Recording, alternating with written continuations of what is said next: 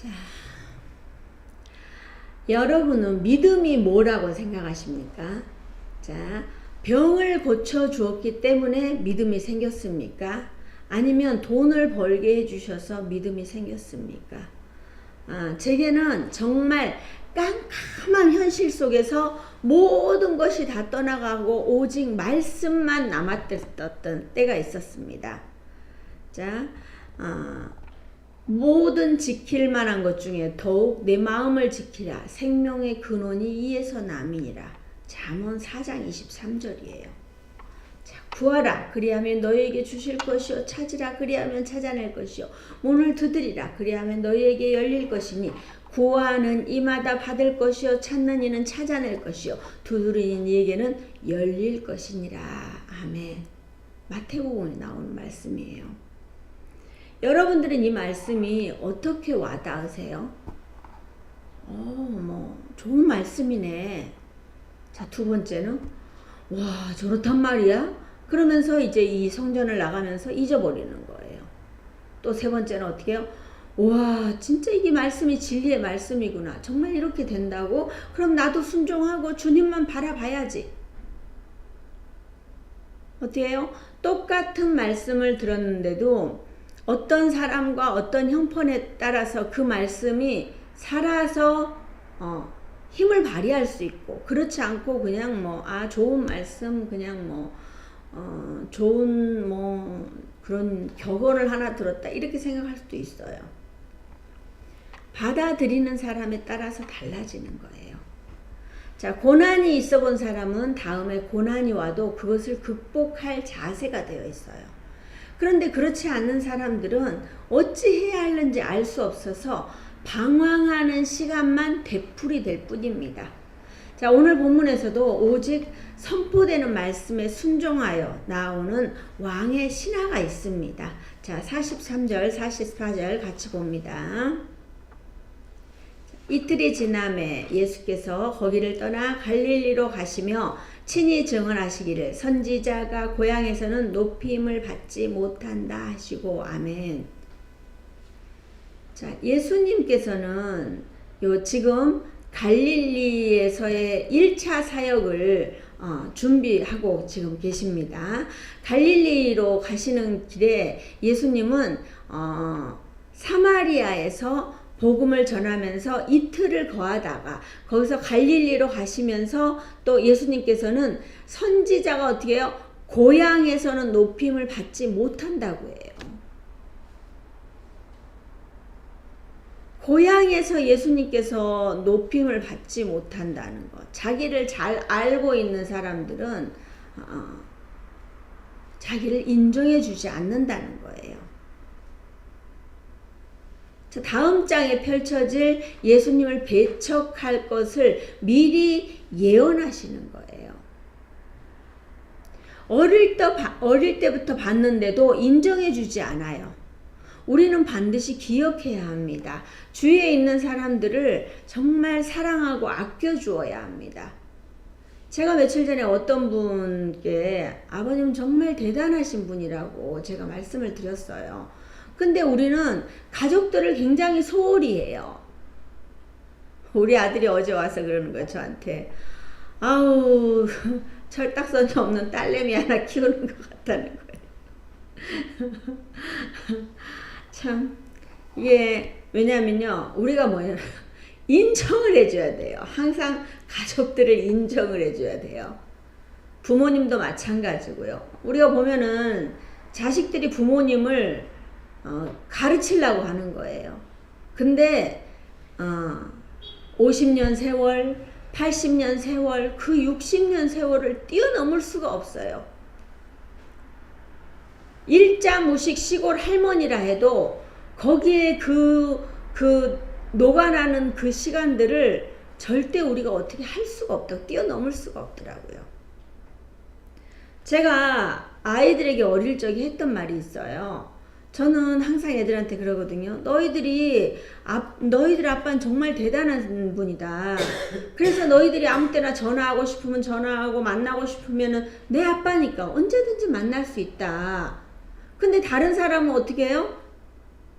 이제 얘들이 아빠지만 이제 다른 사람들한테 직장에서는 남편을 만나기 위해서 또 어떻게 스케줄을 잡아야 되고, 저도 마찬가지였어요. 사람들이 스케줄을 잡고 만나야 되고, 전화도 제가 뭐 바쁘면 못 받을 수도 있고 막 밀어버리고 그러잖아요. 근데 우리 아이들한테는 그렇게 할 수가 없는 거예요. 그런 것처럼 하나님 아버지도 마찬가지예요. 너희들이 원할 때 언제든지 만나주시는 게 하나님 아버지시다. 근데 믿지 않는 사람들이 하나님 찾는다고 믿어도 돼요? 잠깐 안 돼요. 우리가 하나님과의 인격적인 관계가 되어 있으면 하나님께서 매번 우리를 만나 주셔요. 우리가 그런 걸 좀 생각하고 믿음 생활을 하면 좋은데, 우리가 하나님 아버지랑 친해지지 못하는 사람은, 육적인 아버지와의 풀리지 않는 문제가 있는 사람들은 하나님 아버지하고도 친해지기가 쉽지가 않아요. 받아들이기가 쉽지가 않아요. 그 상처가 치유되지 않으면 하나님 아버지와의 온전한 관계가 회복되지가 않는 거예요. 우리가 정말 가족들을 소중히 여길 줄 알아야 합니다. 여러분들은 하나님 아버지가 나의 가족이라고 생각하십니까? 우리는 하나님 아버지를 가족으로 생각해야 합니다. 가족이 여러분들이 생각하는 가족이 아니에요. 막 이렇게 무시하고 이런 게 아니에요. 가족이라는 건 뭐냐면요, 정말 사랑해주고 보듬 안아주고 내가 할 수 없는 것도 해줘야 되는 게 가족이에요. 우리 배 집사님은 너무 가족들한테 너무 할다할 정도로 헌신을 해요. 정말 헌신을 하더라고요. 그게 가족이거든요. 부모가 자식이 부모를 공경하지 않고 그 신뢰가 깨진다면 상처로 얼룩진 삶이 될 수밖에 없어요. 우리 가족들 간에는 예수님과 같은 이런 고백이 있지 않기를 정말 주님의 이름으로 축복합니다. 내 자식이, 내 부모님이 그렇게 할 때는 이유가 있겠지, 이렇게 생각해주고 인정해주고 지지해줘야 돼요. 그래야지 내 속에 있는 이야기가 나오는 거예요. 아, 이렇게 이야기하면 나중에 내 자식이 무시하겠지, 이러면 말을 하지 않는 거예요. 그러니까 우리는 항상 어떻게 해요?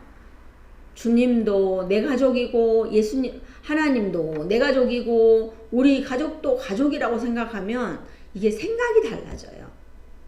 우리가 남편에게 하는 것을 죽게 하듯 하라고 하잖아요. 저는 그 말씀에 순종하기 위해서 남편을 바라보는 시각이 완전히 바뀌었어요.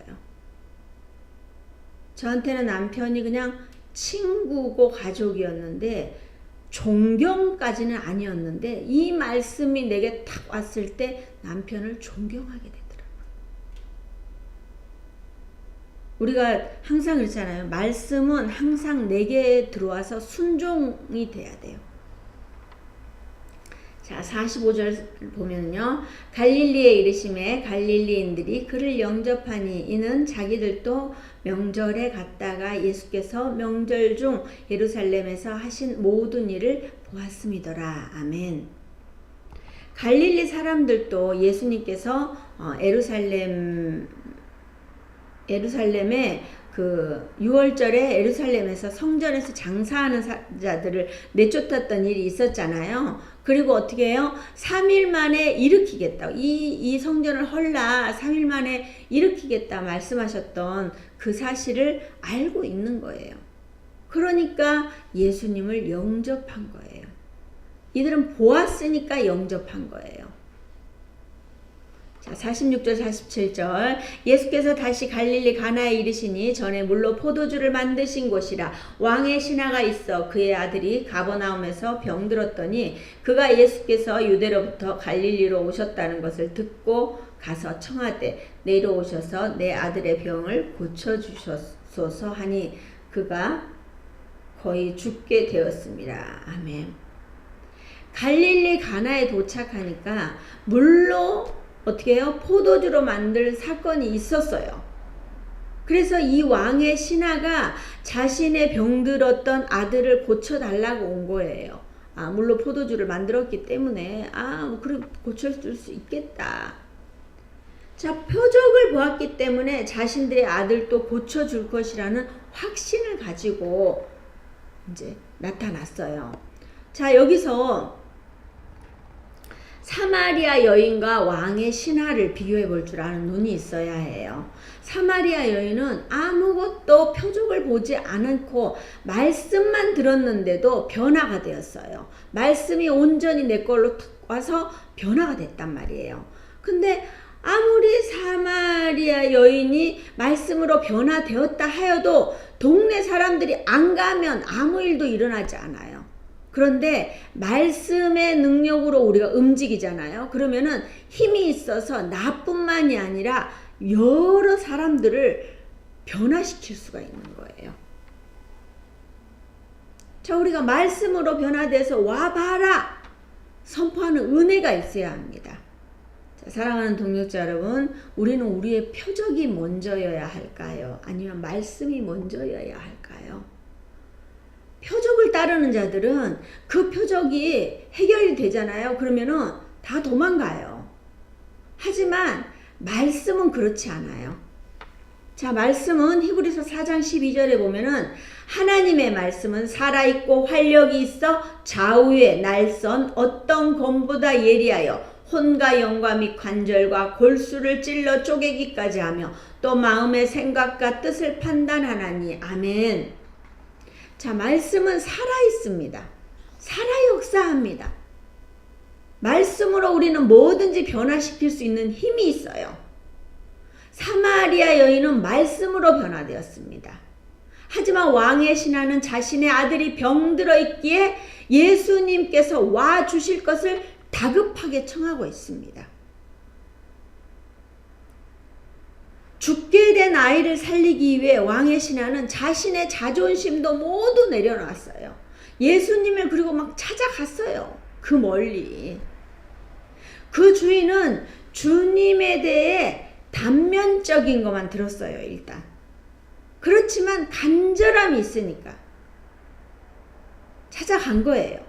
근데 어떻게 해요? 주님은 죽은 영혼도 살려낼 수가 있는데 이 사람은 그렇게 생각하지 않았어요. 그러니까 이 신하는 아들이 죽기 전에 제발 예수님이 오셔서 정말 제발 좀 고쳐주세요. 이게 이 신하의 믿음인 거예요. 그러니까 예수님은 책망하십니다. 48절 예수께서 이르시되 너희는 표적과 기사를 보지 못하면 도무지 믿지 아니하리라. 아멘. 자, 이 신하의 믿음은 표적과 기사를 봐야지 믿게 되는 그런 상황이에요. 그렇지만 자기는 지금 자기 이야기를 하는 거예요. 신하는 또 한청해요. 신하가 이르되 주여 내 아이가 죽기 전에 내려오소서.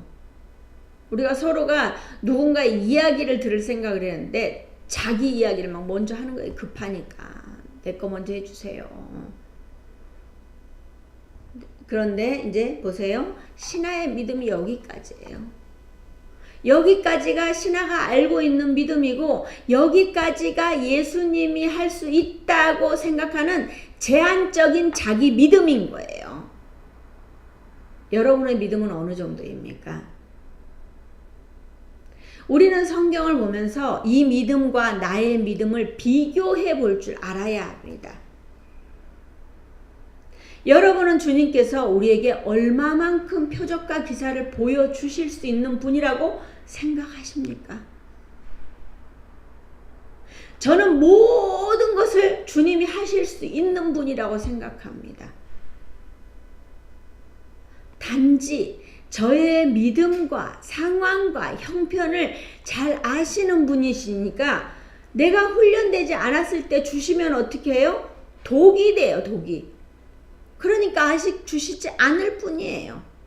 언젠가는 주신다는 믿음과 확신이 저기에 있어요. 그러니까 제가 이렇게 기도의 자리를 지킬 수밖에 없는 거예요. 정말 우리에게는 기도의 자리를 지켜서 2024년도에 어마무시한 축복을 받았잖아요. 기도의 자리를 지켜본 사람은 알아요. 지켜본 사람은 와 진짜 되네. 진짜 되는구나. 진짜 들어주시는구나. 우리가 그럴 때 어떻게 했어요? 말씀, 선포되는 말씀을 믿고 순종했더니 그 역사들이 일어난 거예요. 아멘. 자, 우리가 그 막 역사들이 먼저 일어났어 봐요. 그러면은 그거 받고 도망가요. 근데 내가 간절함이 있어요. 내가 간절함이 있으니까 계속 기도하고를 아무 일이 일어나지 않아도 계속 기도하고를 계속 반복을 했단 말이에요. 그러다 보니까 1년이 지나고 나니까 와 이것도 해주셨네. 우리가 그렇잖아요. 지금 여기서는 잘 몰라요. 근데 우리가 저 높은 산에 올라가 보면은 우리가 이 밑에가 다 보이는 것처럼 우리가 좀 지나고 나면 그때도 하나님의 은혜였고 그때도 하나님의 은혜였구나. 우리가 그렇게 간증할 수 있어요. 우리는 제한적인 믿음이 아닌 무궁무진한 주님의 능력을 절대 제한하지 마시고 온전히 우리가 아멘으로 받아서 그 축복이 나의 축복이 되도록 우리가 정말 그 말씀을 믿고 말씀을 붙들고 응답이 될 때까지 기도하셔야 합니다. 자, 50절에서 52절. 예수께서 이르시되 가라 내 아들이 살아있다 하시니 그 사람이 예수께서 하신 말씀을 믿고 가더니 내려가는 길에서 그 종들이 오다가 만나서 아이가 살아있다 하거늘 그 낳기 시작한 때를 물은즉 어제 7시에 열기가 떨어졌나이다 하는지라. 아멘. 자, 왕의 신하는 그렇게 간절히 내 아이가 죽기 전에 내려오소서 막 외쳤던 사람인데 어떻게 해요? 예수님께서 가라! 내 아들이 살아있다! 이렇게 말씀하시니까 이 말씀을 믿고 가요. 이게 온전한 믿음이에요. 아들이 살아있는지 확인하지 않았지만 이 말씀에 근거하고 해서 믿고 그 자리를 떠나갑니다. 여러분은 무엇을 위해서 기도하고 있습니까? 그 기도의 응답이 있을 거라고 생각하십니까? 아멘. 우리는 간절함이 있어야 돼요. 간절함으로 나아가면 주님이 분명히 이렇게 응답하여 주셔요. 집으로 내려오는 길에서 그 종들과 만납니다. 종들도 아이가 건강해진 것을 보고 주인에게 또 달려옵니다. 주인이 이제 건강해졌으니까 그냥 가만히 있을 종들이 그냥 아우 잘됐다 아우 이렇게 할 수 있잖아요. 이게 종들도 굉장히 충성된 종인 거예요. 그러니까 주인한테 이 기쁜 소식을 알리고 싶어서 막 자기도 달려갔을 거예요. 다시 한번 확인해요. 정말 예수님께서 고쳐주신 거 맞는지, 그 낫기 시작한 때가 언제인지. 그러니까 어디예요? 어제 7시에 열기가 떨어졌다고 해요. 사실 가나에서 가버나움까지의 거리는 약 32km 정도가 돼요. 여기서 영천까지 가는 길이 한 24km, 25km 정도 되거든요. 그러니까 그렇게 생각하면 32km를 막 달려간 거예요. 우리가 차로 가는 그 거리가 아니에요.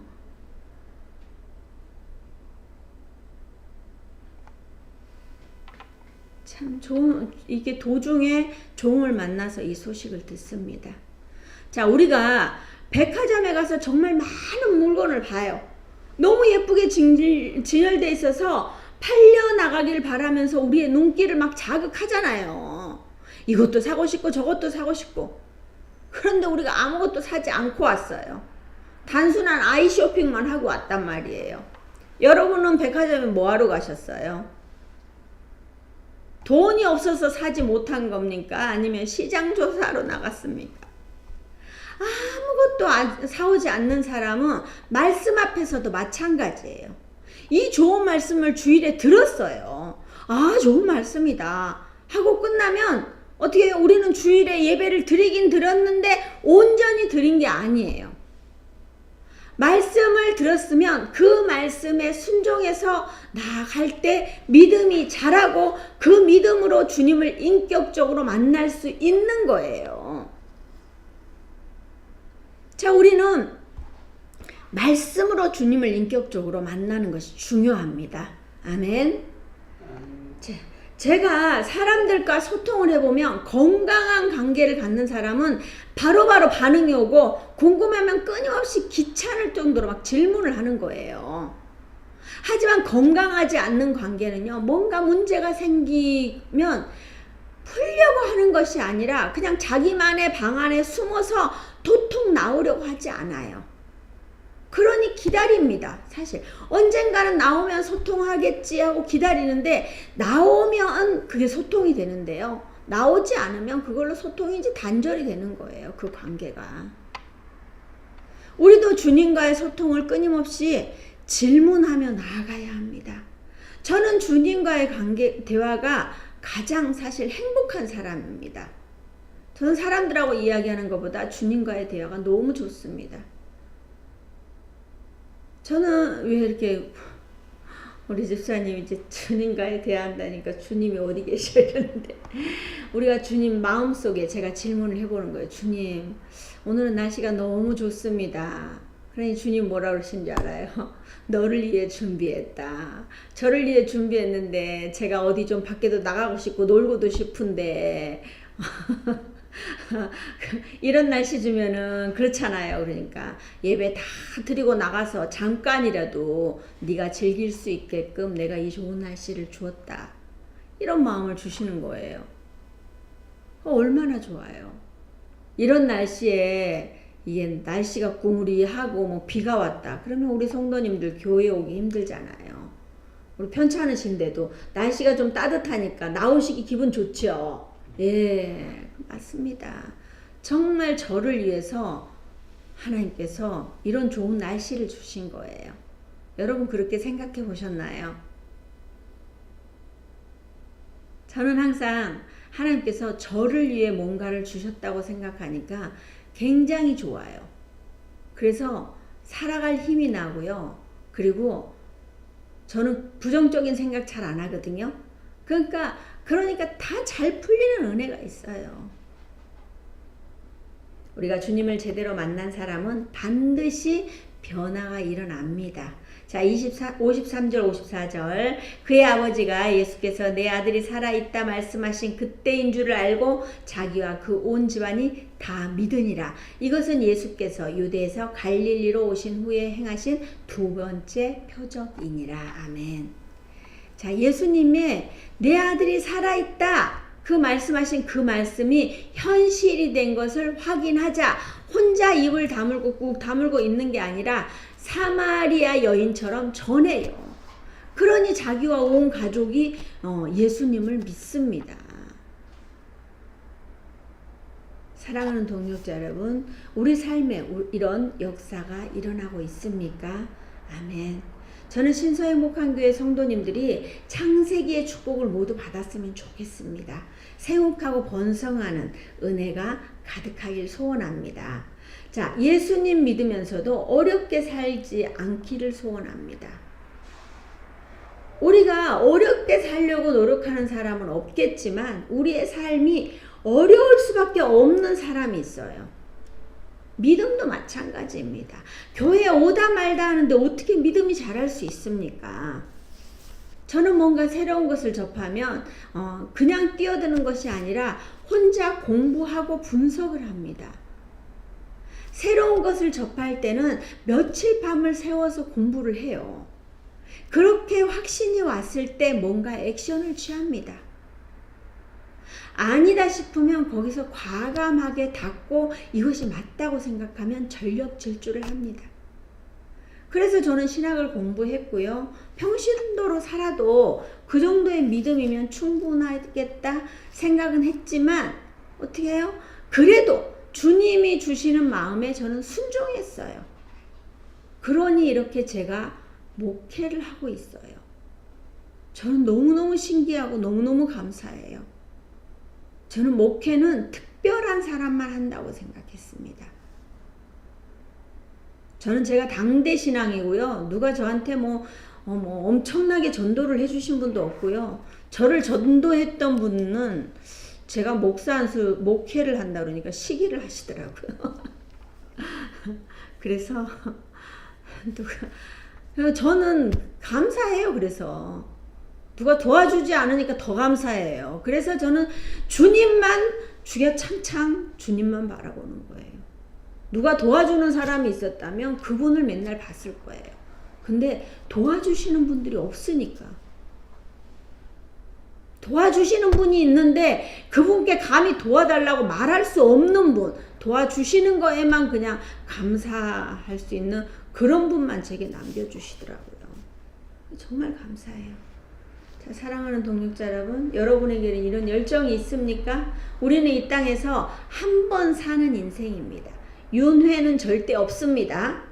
다시 태어난다 착각하고 다음 생은 잘 살아봐야지 생각하는 분도 봤습니다. 하지만 다시 태어나지 않습니다. 다만 이 땅에서의 상급으로 천국이 정해지는 겁니다. 천국에서는 우리가 노력하는 것이 아니고 누리는 것입니다. 이 땅에서 잘 믿어야 누릴 수 있지, 이 땅에서 되도록 믿지 않고 헛된 것을 믿으면 천국이 아닌 곳에서 아우성치고 있을 겁니다. 야고보서 1장 2절에서 10절을 보면 내 형제들아 너희가 여러 가지 시험을 당하거든 온전히 기쁘게 여기라. 이는 너희 믿음의 시련이 인내를 만들어내는 줄 너희가 알미라. 인내를 온전히 이루라. 이는 너희로 온전하고 구비하여 조금도 부족함이 없게 하려 함이라. 너희 중에 누구든지 지혜가 부족하거든 모든 사람에게 후히 주시고 꾸짖지 아니하시는 하나님께 구하라. 그리하면 주시리라. 오직 믿음으로 구하고 조금도 의심하지 말라. 의심하는 자는 마치 바람에 밀려 요동하는 바다 물결 같으니 이런 사람은 무엇이든지 죽게 얻기를 생각하지 말라. 두 마음을 품어 모든 일에 정함이 없는 자로다. 낮은 형제는 자기의 높음을 자랑하고 부한 형제는 자기의 낮음을 자랑할지니 이는 그가 풀의 꽃과 같이 지나감이라. 아멘. 우리는 고난을 통하여서 믿음이 성장하게 됩니다. 고난을 기뻐하십시오. 반드시 고난은 지나가고 새로운 계절이 열립니다. 금방 옵니다. 가라 내 아들이 살아있다 선포되는 그 말씀에 온전히 순종하고 나아간 신하처럼 우리도 주님 주시는 말씀에 순종하며 가족 구원의 앞장서는 저와 여러분 되시길 주님의 이름으로 축복합니다. 아멘. 우리가 말씀을 생각하면서 기도하기를